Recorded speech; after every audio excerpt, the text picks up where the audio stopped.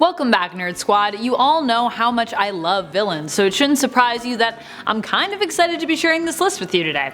As the superheroes we will be taking a look at come close to straddling that line between good and evil, and sometimes some of them even cross over to the full villain side. Either way, these are heroes who have found themselves behaving more badly at times than even those who would oppose them, making their villains look like the good guys. Join me in exploring the darker side of the superheroes we know and love as we count down the top 10 superheroes worse than their supervillains. And if you love the dark side as much as I do, be sure to give this list a thumbs up. Alright, let's get counting. Number 10. Captain Marvel.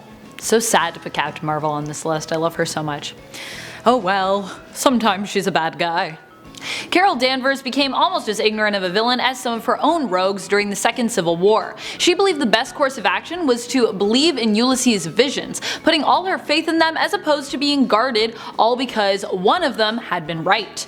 Thanos had returned as predicted, and as a result, Rhodey was killed, or believed to have been killed. He'd return later.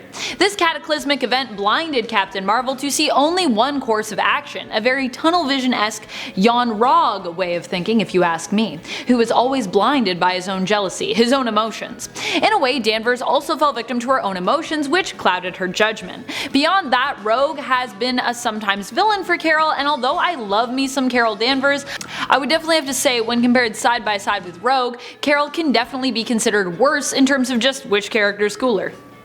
Like, I think we all agree that Rogue is cooler than Carol Danvers. Pains me a little to say that, but it's true, you know? I'm a huge Rogue fan, so that's how it goes. Number 9. Batman. Batman has a tendency to take things too far at times. He's obsessive and controlling, and while his actions are usually backed up by the best of intentions, sometimes he has a tendency to cross the line.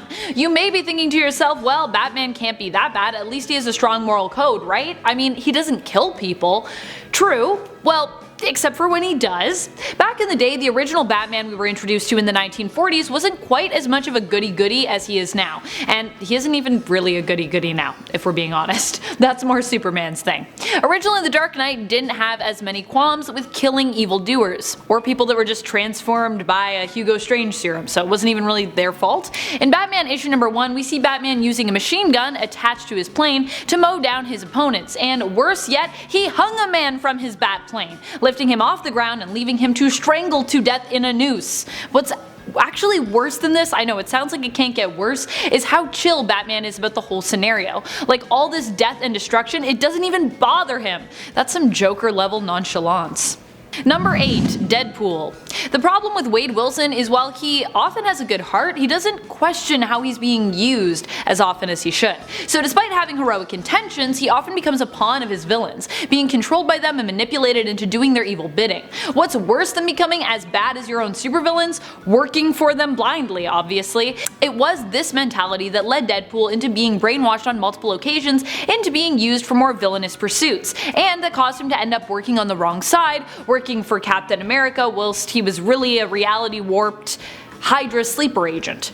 Kinda not the best time to be working for Captain America, since at that point he was a bad guy. But Deadpool really loves Captain America, so he wanted him to be good. My heart, Wade, no, don't do it. Number 7. Huntress. I feel bad now about putting Huntress above Deadpool. Deadpool's pretty bad. Oh well. Blood cries for blood is a saying that Huntress has always been particularly attached to. Helena Bertinelli is a vigilante whose motives are based around revenge. Witnessing the murder of her family turned her into a violent and brutal hero, who even Batman often criticizes for being too bloodthirsty. And Batman himself is a pretty violent hero, so that should give you an idea of just how violent Huntress can be. Sometimes she could actually be considered worse than the crime lords that she has hunted. Number 6. Iron Man. Where to start with Iron Man? Not only is the family fortune that he amassed built on the creation and sale of weapons, making him a war profiteer, but he has also turned evil multiple times. And if you're dealing with evil genius Tony Stark, he often ends up being far more dangerous than some of Marvel's most famous big bads.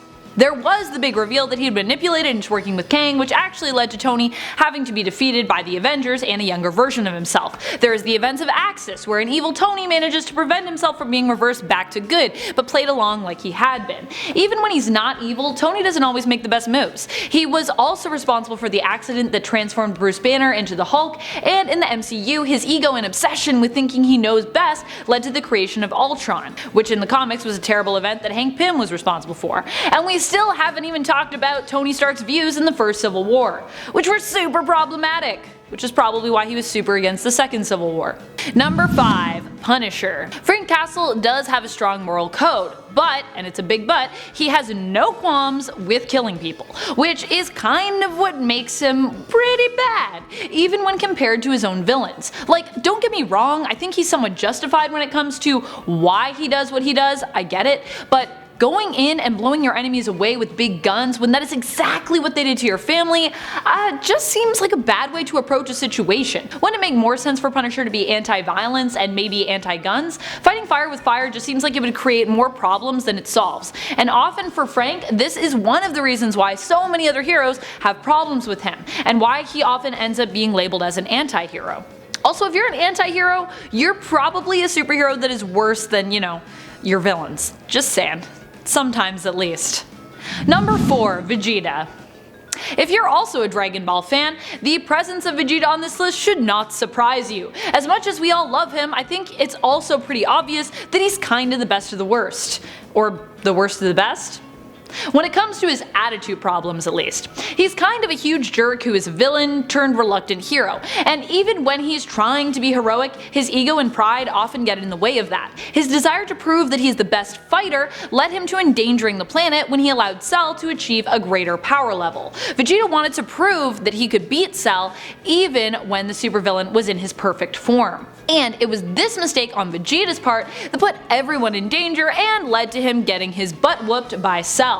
Cause yeah, obviously Vegeta was not stronger than perfect form Cell.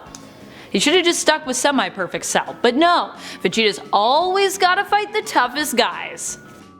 Number 3. The Illuminati. I feel like we all agree that the Illuminati are just the worst secret superhero group at this point to ever exist. They're basically a group of heroes that decided they should be the ones to rule over other supers' decisions, because they are the smartest and they know the best. By the way, thinking you're the smartest and that you know the best is usually a sign that you actually don't. Black Panther was invited to join the Illuminati but refused, thinking it was an overall bad idea and not wanting to be involved with any of what he knew would ultimately be bad decision making on their part. And man, was he was right. He was pretty right there. The Illuminati have definitely made some really bad decisions over time. Namely, when they decided to banish Hulk from Earth and thereby inadvertently cause the events of World War Hulk to happen, when Hulk returned and blamed them for the death of his wife and his child, and basically the destruction of the world that they'd sent him to. A fair assumption to make when the ship that they had sent him there on randomly exploded, causing mass destruction. He wasn't really right, but also, that's a fair assumption to make, to be like, why did you kill everyone that I loved? You blew up that ship, obviously. Number 2. Hal Jordan. Okay, so I know what Hal would say when it comes to being on this list. That a lot of the things we and Batman blame him for weren't really his fault. It was all Parallax, he would say. But Parallax was really only able to corrupt Hal because of his own fear that lived within him. So although it sounds harsh, it was still ultimately kind of Jordan's fault for allowing himself to be full of fear in the first place. And even if we want to excuse his obliteration of the Green Lantern Corps and his attempt to destroy the universe, there's still the fact that even after that Parallax stuff, he still behaved like a self-serving Sinestro at times. Let's not forget during Rebirth when he abandoned the new Green Lantern recruits Jessica Cruz and Simon Baz. The pair had failed the training test that Hal had given them, so Hal decided as their mentor to link them together, forcing them to partner up and then just dip to go deal with some other space stuff, leaving these brand new lanterns in charge of protecting all of Earth. Granted, he was looking for the Lantern Corps so they would have other lanterns to train them, but still, they were not ready for this responsibility. At least he makes sure to lecture them on how they better be able to overcome great fear before he leaves, you know, like how he wasn't able to do. Feel like he's just like self-contradicting himself. He's like, yeah, also don't mess it up, you know, like me, like I did. I'm a great teacher, guys. Bye, see you later. Number 1. Homelander. Homelander from the Boys series is likely one of the most terrifying superheroes that we have in comics, namely because he isn't really a superhero, or well, he is, but he certainly acts more like a villain, and his supervillains? Well, they are kind of the heroes of the story, trying to put a stop to all the fear-mongering and cover-ups involving the Seven and the corporation protecting them, Vought International, who also kind of created them. Homelander is known for his aggressive and sociopathic nature. He's brutally violent, and because he was primarily raised in a lab, he has a lack of understanding of love and a lack of connection to or empathy for humanity, which makes him a pretty problematic superhero. Really more of a supervillain. But he's advertised as a superhero, so da-da! Thanks so much for watching, Nerd Squad. I hope you enjoyed this list. Who are some of the heroes who you think could easily be considered worse than their villains? Which heroes do you think could make the best villains? And that being said, which villains do you think are better than their heroic counterparts? They could maybe make the best heroes. Let us know your thoughts and feels in the comments below. And why not smash that sub and ring our bell if you haven't already on your way down there, so you never miss out on any of our nerdy notifications. This has been Top 10 Nerd, and I'm your host Amanda McKnight, reminding you to stay nerdy, YouTube.